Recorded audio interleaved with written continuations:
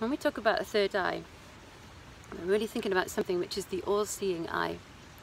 And this is what the third eye really is. You think about this position here in the center of your forehead. So your third eye chakra, but also your brow chakra is known as your brow chakra. So just, we think about the body, and we think about the body as being energy, and how there's energy in the body and energy systems. And along your spine are aligned 7 major chakras. And in your heart here, this is your heart center, your heart chakra. It's your bridge between your lower chakras and your more upper, higher consciousness realm chakras. You have your throat chakra, your brow chakra, and your crown chakra.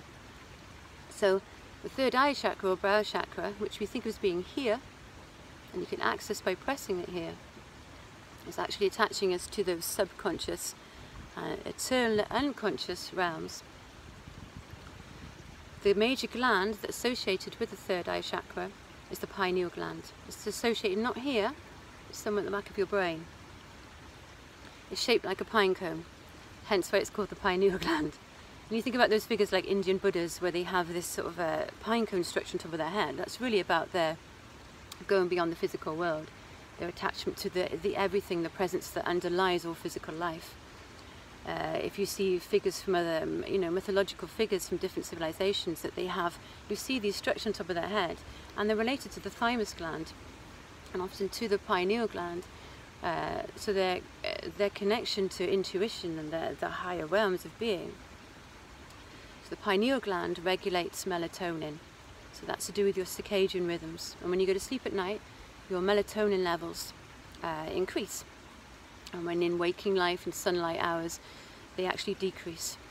There's also a chemical within this gland called DMT, dimethyltryptamine.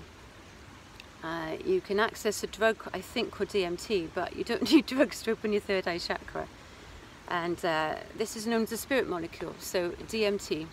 So when you go into meditative states and higher consciousness states, what you're really doing is letting yourself come out of this real thinking, doing way of being, and coming back into your more intuitive, heartfelt center, where you're going into the subconscious, which is attached to this higher, universal, unconscious God, everything. And everything that can be known can be accessed through this way of being. And when you go into a dream state at night, your brain waves slow down. So you have beta brainwaves, which is your waking brainwaves, and then you go into alpha, theta, and delta. So when you have dreams and you have these real-like things, you think, what was that dream about? That's your subconscious working to give you messages. So when you go into a deep state of meditation or transcendental, so-called third eye meditation, you are slowing your brainwaves down and you're accessing those deeper realms of understanding. And in those ways of being, you might find images and words coming through, or people talking to you, or a place where we might access beings from other star systems, giving us knowledge, about life here on Earth.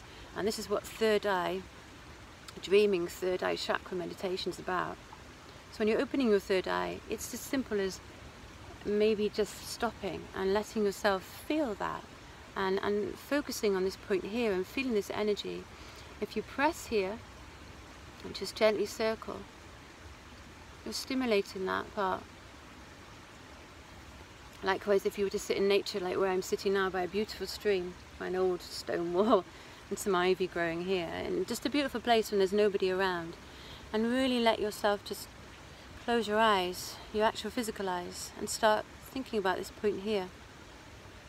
And letting yourself just deeply relax and letting your brainwaves slow down. And you find the things come to you. It might be colours, it might be pictures, it might be just an idea or a feeling, And it's this is accessible to us all the time. It's just that we've forgotten how to do this. We've got so concerned with things and stuff and what we're going to do next and what can we achieve and how much money we've got and etc, etc. And life was never about that. A lot of civilizations, they were already planning for the next realms, the next life. And it was more about the experience of being alive and what you could bring to life on Earth and how you could connect with nature while you were here in this beautiful place. So taking the time to just slow down and focus here again can actually widen your perspective and bring higher awareness that maybe we as a civilization really need right now to take us forward. So if you can take the time, forget those worries and those fears and just sit here and remember this beautiful being that you are, attached to all that wisdom that's out there.